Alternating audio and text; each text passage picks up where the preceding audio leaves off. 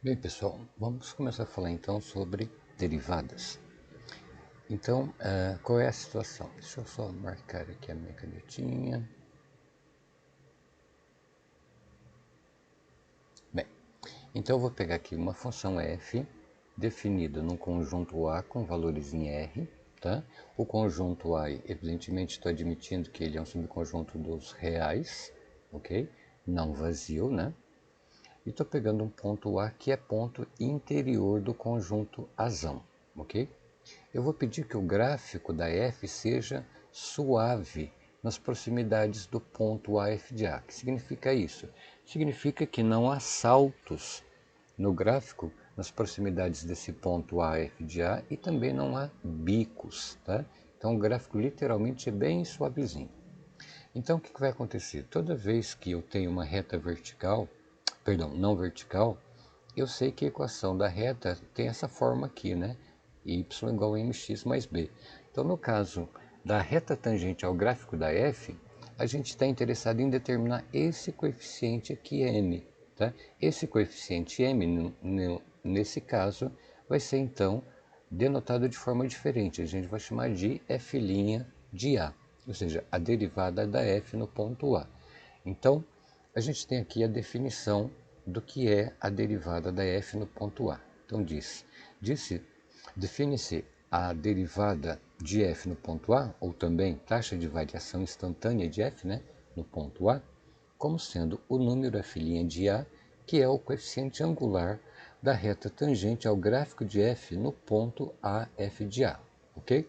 Então a primeira observação que a gente faz aqui é que, uma vez que você conhece o número f' de A, fica fácil você determinar a constante b dessa equação de reta aqui. Olha, basta que você substitua as coordenadas desse ponto AF de A na equação dessa reta. Por quê? Esse ponto AF de A ele é comum tanto à reta tangente ao gráfico da função como ao próprio gráfico. Tá? E ao fazer isso, então, você vai obter a expressão aqui do b. Ok? E claro, posteriormente a gente vai ver a definição então de derivada através de limites para saber então como calcular exatamente esse número. Por enquanto a gente vai vê-lo de forma aproximada, tá? Então, olha, o próximo passo é a gente falar da função derivada de f, tá? Então, como que a gente faz? A gente vai considerar o conjunto B dos pontos que estão em A, os pontos x, para os quais existe o número f' de x, ou seja, para os pontos x nos quais eu tenho reta tangente aqui em x f de x, tá? Então, a função derivada de f vai ter esse conjunto B por domínio, tá? E por contradomínio o conjunto dos reais, né? E aí a cada x em B, ela vai associar o número f' de x, ou seja, ela pega um x, todo x em B, e a esse x aí associa o coeficiente angular da reta tangente ao gráfico da função no ponto xf de x, ok? Eu sei que esse f' de x vai existir, por quê? Porque o x está no B. Então, uma pergunta que a gente se faz então é como é que eu posso calcular, pelo menos de forma aproximada, se eu ainda não sei limites, né? Esse número f' de x. E a ideia é o seguinte, olha, você pode pensar assim, ó, você tem aqui o x, aqui você tem x1 e aqui você tem x2, eles não precisam ser equidistantes de x, tá? E precisa apenas que um esteja à direita e à esquerda, e aí você faz essa diferença aqui, x2 menos x1, tender a zero. Quando você faz isso, significa que o comprimento do intervalo x1, x2 está tendendo a zero. Tá?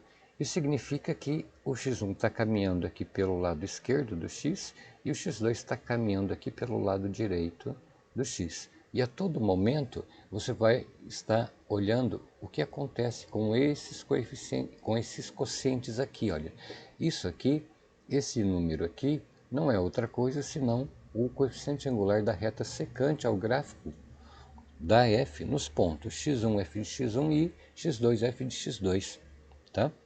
Outra maneira é, em vez de você cercar o x pela direita e pela esquerda, você vem só pela direita, olha. E aí você faz o x2 tender ao x, tá? Só que aí, então, é como se você estivesse fazendo aqui no lugar do x1, né, o próprio x, ok? E aí, então, você faz o x2 tender ao x. Então, o que vai acontecer? No limite, ou seja, conforme o x2 se aproxima do x, você precisa ver para que valor esse quociente aqui está indo, tá? Ou de modo semelhante, você pode fazer o mesmo tipo de raciocínio pelo lado esquerdo do x. Você pega aqui x1 menor que o x e vê o que acontece com esses quocientes aqui, conforme você faz o x1 tender ao x, tá? Então, em qualquer uma dessas três situações aí, você vai obter de forma aproximada o número f' de x, ok? Bom, no primeiro exemplo que eu coloquei aqui, eu tenho a função modular f de x igual ao módulo de x, tá?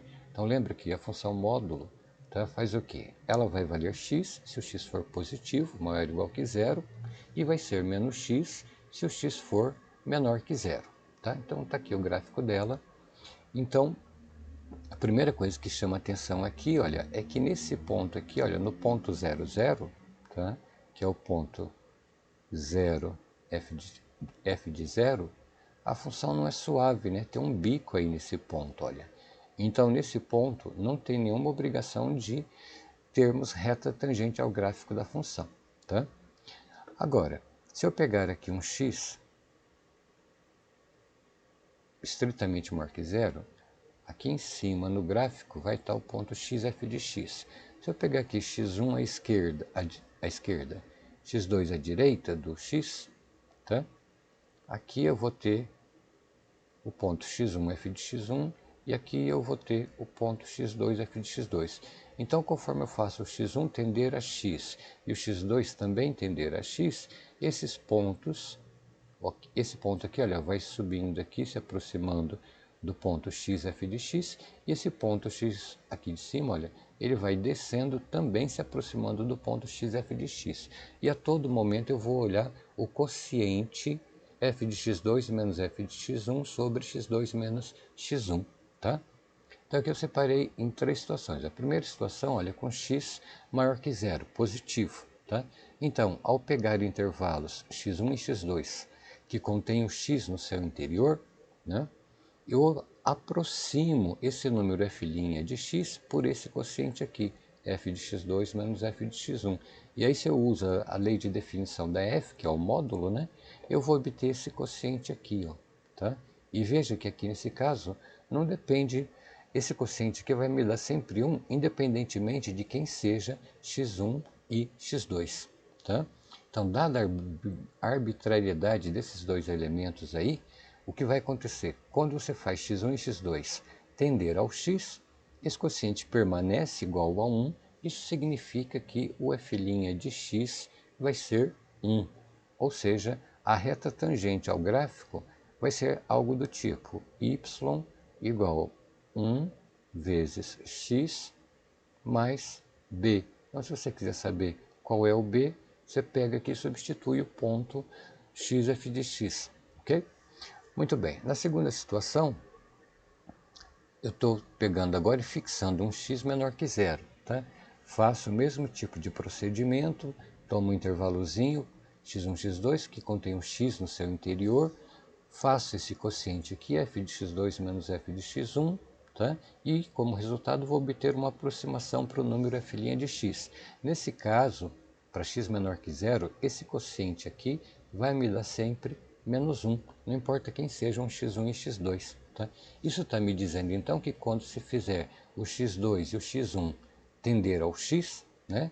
Ou, dito de outra forma, fazer o x2 menos o x1 tender a zero, esse quociente aqui permanece igual. Tá? Isso significa que no limite, a posição limite dessas retas secantes aí, ok? Vai te dar uma reta que tem coeficiente angular igual a menos 1, ou seja, vai ser uma reta do tipo y igual a menos 1 x mais b, ok?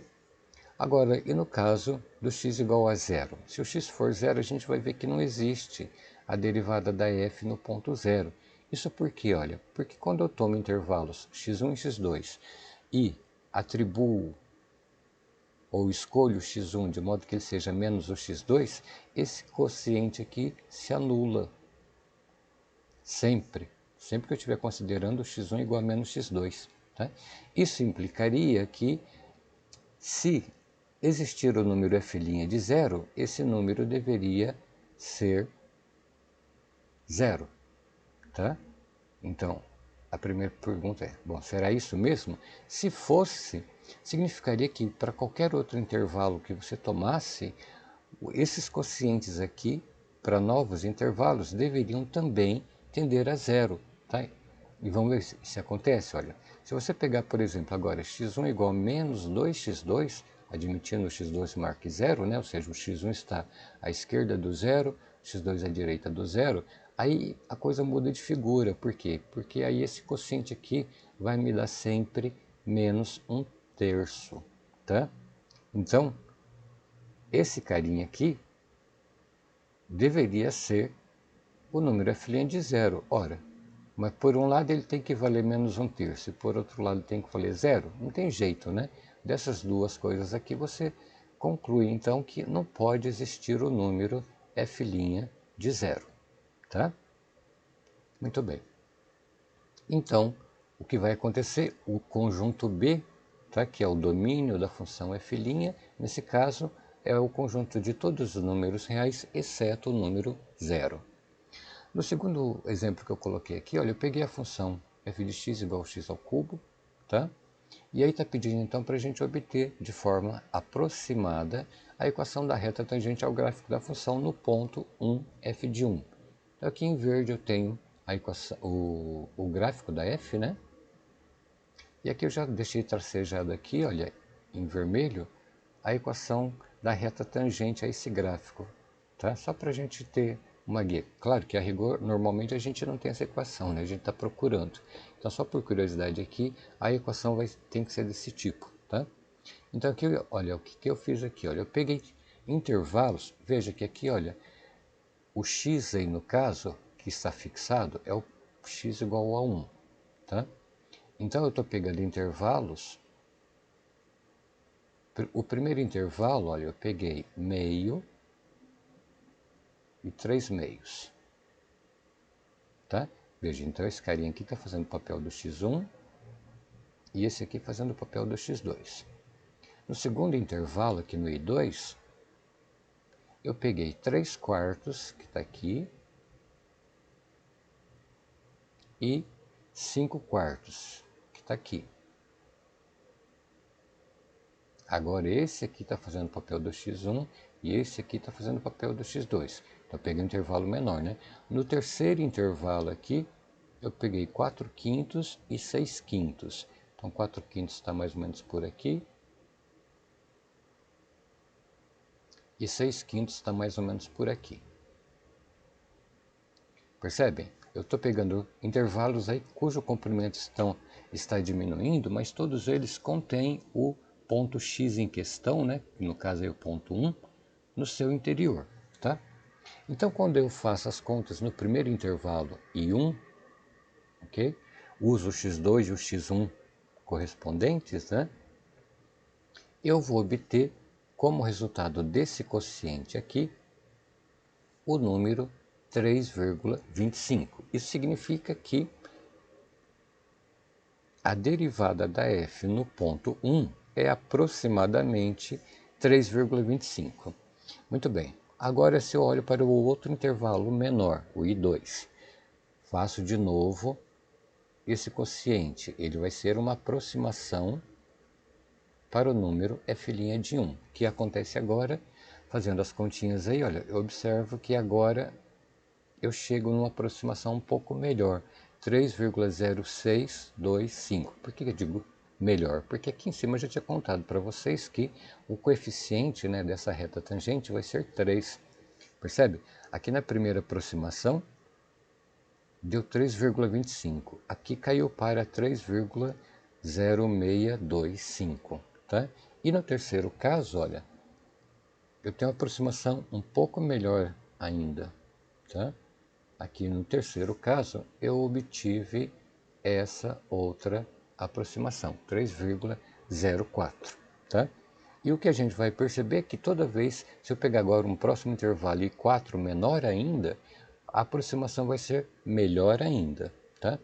De modo que, o que eu estou dizendo é que o coeficiente angular da reta tangente deve ser aproximadamente 3. Se eu não soubesse, né, que seria 3, eu poderia afirmar categoricamente que vai ser aproximadamente 3. E, portanto, a equação da reta tangente ao gráfico da f, no ponto 1f de 1, vai ter essa cara aqui.